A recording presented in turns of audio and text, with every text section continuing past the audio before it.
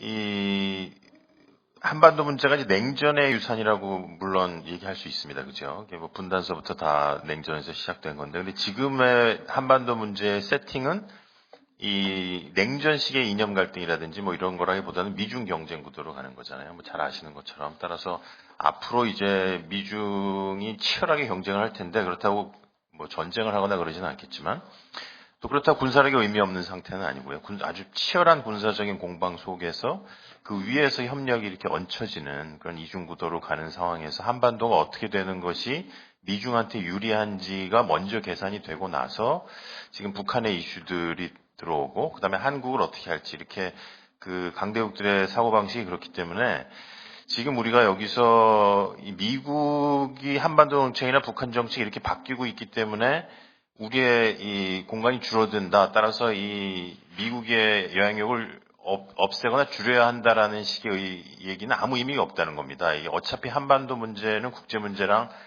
엮여 있는 데다가 우리 스스로 미중의 영향력을 배제할 수 있는 능력이 없기 때문에, 예를 들어서 통일대박론 작년 초에 나왔을 때 중국 학자들하고 얘기해 보면 그 사람들은 통일을 반대할 수가 없잖아요. 자기들도 통일을 해야 되기 때문에. 따라서 얼마든지 통일을 하라는 겁니다. 한국한테. 너네가 원하면 뭐 얼마든지 우리가 반대하지 않겠다.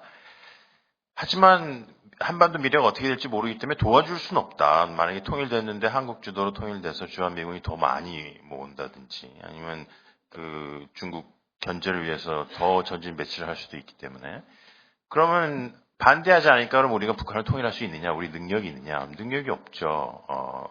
핵도 마찬가지죠. 미국이 지금 작년에 굉장히 많은 얘기를 우리한테 한 게, 남북관계 개선하는 거에 대해서는 전혀 우리는 반대가 없다. 오히려 개선을 해라. 그건 저는 뭐 진심도 있다고 생각돼요. 하지만 그렇게 개선된 이후에 한반도가 미국의 국익에 어긋나면 미국도 찬성하지는 않겠죠.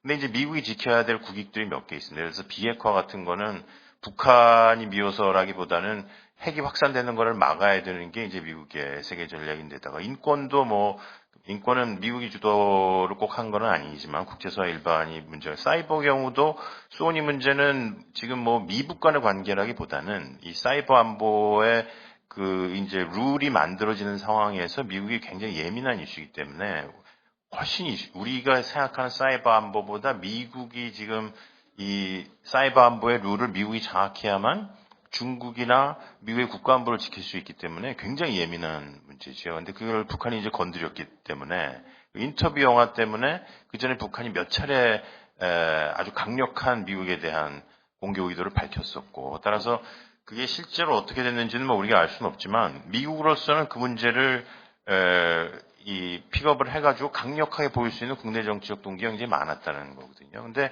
그거를 그렇게 하지 마라라고 얘기할 능력이 우리한테 없다는 겁니다. 따라서 미국의 국익 때문에 한반도 문제 해결의 공간을 좁혀놓으면 우리가 그걸 스스로 극복할 능력이 없는 한 그 안에서 그걸 극복할 수 있는 방법을 찾아야 되는데, 남북관계 개선이 그 길이냐? 물론 길이죠. 우리가 남북관계를 개선해서 북한에 대한 장악력을 가지게 되면 미중한테 큰 소리를 칠 수가 있게 됩니다. 근데 북한이 역설적으로 굉장히 잘해왔거든요. 김정은 정권이 들어서서 경제성장도 됐고, 한중으로부터 경제협력을 받지 않아도 지금 김정은 정권이 안착되는 구도이기 때문에 북한으로서는 한국한테 이 지금 세 가지 조건을 내세웠잖아요. 그 전단 문제하고 군사훈련하고 어제 국방위 성명이 나왔잖아요. 세 번째가 이제 통일 제도 전복, 그 세 가지를 걸었는데, 그거를 우리가 응대하지 않으면 북한이 남북관계 개선을 안 한다라고 했을 때 우리가 그럼 그걸 강제할 능력이 있느냐, 북한한테. 그 능력도 별로 없다는 거예요. 그러니까 북한은 스스로 한중 관계가 악화되더라도 아직은 러시아와의 관계 개선, 또는 뭐 일본하고 납치자 문제, 또는 뭐 광물도 거의 다 팔았다고 그러긴 하지만 그것도 팔고 인력 수출하고 이러면서 굉장히 지금 잘 해나가고 있기 때문에, 겉으로 보기에는 그 장기적으로는 쇠퇴해도 단기적으로 안정되고 있기 때문에, 그럼 남북 관계를 우리 뜻대로 개선할 수 있는 정책 수단을 우리가 갖고 있지도 못하다. 따라서 우리로서는 이 남북관계 문제와 국제정치에서 외교 이슈를 엮어서 해답을 내야지 어느 한쪽에 치중해서는 결국 안 된다는 거죠. 따라서 남북관계를 풀기 위해서 미중의 영향력을 배제하자든지, 아니면 미중관계를 잘하기 위해서 남북관계를만 잘하면 우리가 된다는 식의 사고에는 약간 문제가 있다고 생각돼요. 따라서 그거를 다 조합한 답이 나와야 된다.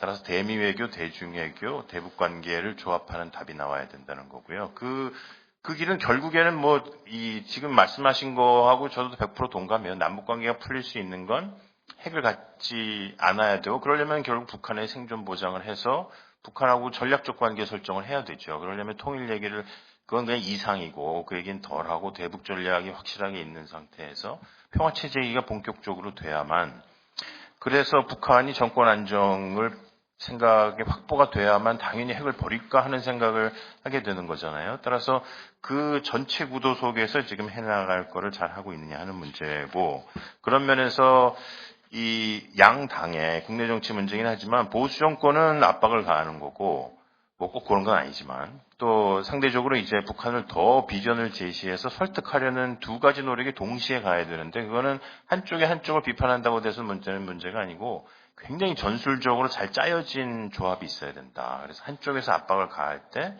북한이라고 그래서 압박 없이 인센티브만 준다고 핵을 버리지는 않거든요. 북한도 다 국가 이익이라는 게, 자기 이익이라는 게 있기 때문에. 따라서 그거를 국내적으로 어떻게 이 담론을 모아서 정말 이렇게 잘 짜고 칠 거냐 하는 거가 훨씬 더 중요한 질문이라는 생각이 들고요.